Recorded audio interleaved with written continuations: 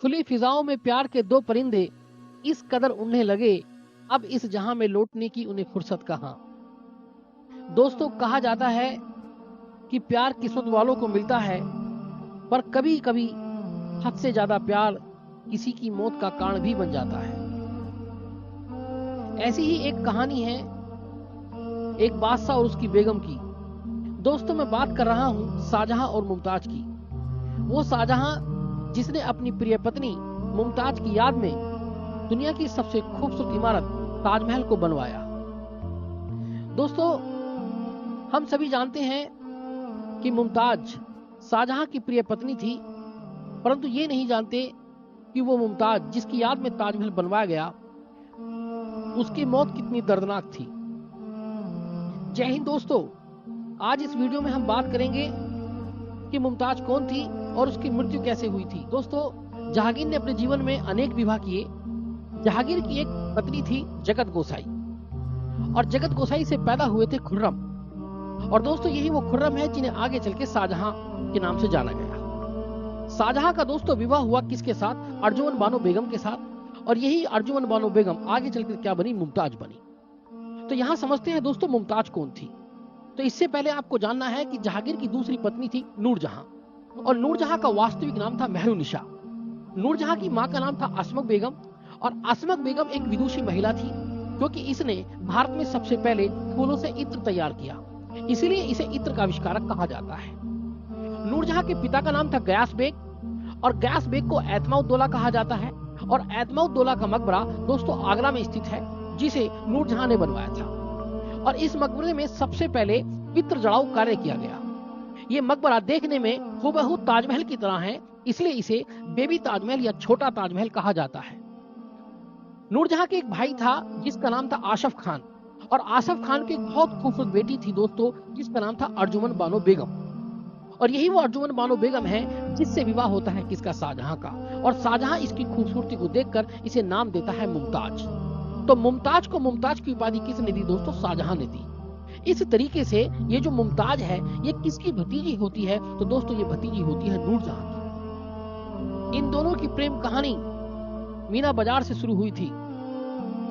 कहा जाता है एक दिन शाहजहां मीना बाजार में टहल रहे थे कि तभी अचानक उनकी नजर एक लड़की पर पड़ी जो उस बाजार में कुछ रेशमी कपड़े व कांच का सामान बेच रही थी। दोस्तों, ये वही लड़की थी जिसे मुमताज के नाम से जाना गया। मुमताज की खूबसूरती शाहजहां के दिलो दिमाग को इस कदर बस गई कि वो मुमताज का पीछा करने लगे। कुछ समय बाद शाहजहां को पता चला कि जिस लड़की का वो पीछा कर रहे हैं उसका नाम अर्जुमन बानो बेगम है, और वो उनकी मां की रिश्तेदार है। मुमताज का प्यार शाहजहां पर इस कदर परवान चढ़ा कि वो अपने आप को रोक नहीं पाए और सारी बातें अपने पिता जहांगीर को बता दी। बेटे के प्यार को जहांगीर नजरअंदाज नहीं कर पाए और उन्होंने उनकी शादी के लिए हां कह दिया। आखिरकार 1607 ईस्वी में मुमताज और शाहजहां की सगाई कर दी गई। इस समय मुमताज की उम्र 14 वर्ष थी और शाहजहां की उम्र 15 वर्ष थी, परंतु इनका विवाह 5 वर्ष के बाद 1612 ईस्वी में हुआ। उस समय मुमताज की उम्र 19 वर्ष थी। दोस्तों, रोचक बात यह है कि मुमताज और शाहजहां का वैवाहिक जीवन मात्र 19 वर्षों तक रहा, क्योंकि 19 वर्षों के बाद मुमताज की मृत्यु हो गई थी। दोस्तों, इन 19 वर्षों में मुमताज को 14 बच्चे हुए थे, और ये कहा जाता है कि 14वें बच्चे को जन्म देते हुए मुमताज की मृत्यु हो गई थी। 13 बच्चों को जन्म देने के बाद मुमताज शारीरिक रूप से बहुत कमजोर हो चुकी थी। जैसे ही प्रसव नजदीक आया तो दक्खन में खान जहां लोदी ने विद्रोह कर दिया और शाहजहां को वहां जाना था, परंतु इस वक्त शाहजहां मुमताज को अकेला छोड़ना नहीं चाहते थे। इसलिए शाहजहां मुमताज को 787 किलोमीटर दूर मध्य प्रदेश के बुरहानपुर नामक स्थान पर ले आए। लंबी यात्रा की वजह से मुमताज बुरी तरह थक चुकी थी और इसका असर उसके गर्भ पर भी पड़ा था। मुमताज की हालत खराब होने लगी। परंतु शाहजहां अभियान में व्यस्त होने के कारण मुमताज के पास नहीं जा सका। उसने दाई और हकीमों को मुमताज के पास भेज दिया। 16 जून 1631 को मुमताज को प्रसव पीड़ा बढ़ गई और 30 घंटों के लगातार दर्द सहने के बावजूद उसने एक पुत्री को जन्म दिया जिसका नाम गोहन आरा था। जन्म के पश्चात मुमताज कांपने लगी और एड़ियां ठंडी होने लगी क्योंकि मुमताज को अत्यधिक मात्रा में रक्त स्राव हो रहा था जिसको दाई और हकीम रोक नहीं सके। मुमताज तड़प रही थी। आधी रात हो चुकी थी। शाहजहां ने कई संदेशवाहक भेजे परंतु कोई जवाब नहीं मिला। अंत में शाहजहां ने हरम में जाने का निर्णय लिया। तभी संदेश आया कि बेगम काफी ठीक है और थकी हुई है। परंतु दोस्तों, मुमताज समझ गई कि अब मौत आने वाली है। इसलिए मुमताज ने शाह आरा को अपने पास बुलाया और कहा कि बादशाह सलामत को बुलाया जाए। यहां शायर ने कहा है, चंद सांसें बची हैं, आखिरी दीदार दे दो, झूठा ही सही एक बार मगर प्यार दे दो। जिंदगी तो वीरान थी पर मौत तो गुमनाम ना हो, मुझे गले लगा लो फिर मौत मुझे हजार दे दो।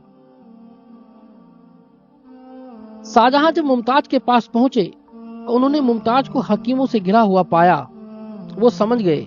मुमताज ने जैसे ही शाहजहां की आवाज सुनी तो उसने अपनी आंखें खोली। मुमताज की आंखें आंसुओं से भरी हुई थीं। शाहजहां मुमताज के सिर के नजदीक बैठ गए।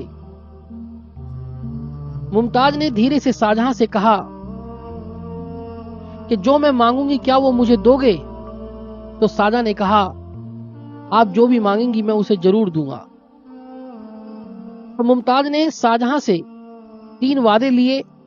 पहला वादा था, मेरी याद में एक अनोखा मकबरा बनवाया जाए। दूसरा वादा था कि बच्चों के साथ अच्छा व्यवहार करेंगे आप। और तीसरा कि मेरी मृत्यु के बाद आप किसी से विवाह नहीं करेंगे। दोस्तों, इतना कहते ही मुमताज की आंखें बंद हो गईं। उस समय की हालत को देखकर किसी शायर ने कहा था कि कोई नहीं आएगा मेरी जिंदगी में तुम्हारे सिवा, एक मौत ही है जिसका मैं वादा नहीं कर सकता। दोस्तों, मुमताज की मौत से मानो शाहजहां ही नहीं पूरा बुरहानपुर गमगीन हो गया। मुमताज को ताप्ती नदी के किनारे जैनाबाद में अस्थायी रूप से दफन किया गया। जब बाद में ताजमहल बनकर के तैयार हुआ तो उसके शव को आगरा के ताजमहल में स्थानांतरित कर दिया गया। ये कहा जाता है कि मुमताज को 14 बच्चे हुए थे। इनमें 8 लड़के और 6 लड़कियां थीं। इनमें से मात्र 7 बच्चे ही जीवित रहे। उनमें 4 बेटे और 3 बेटियां थीं। 4 बेटों में दारा शिको, शाह सूजा, मुराद और औरंगजेब था। 3 बेटियों में रोशन आरा, गोहन आरा और जहां आरा थी। दोस्तों, आज की वीडियो में बस इतना ही। यदि आपको वीडियो पसंद आई हो तो वीडियो को लाइक करें, कमेंट्स करें और चैनल को सब्सक्राइब करें।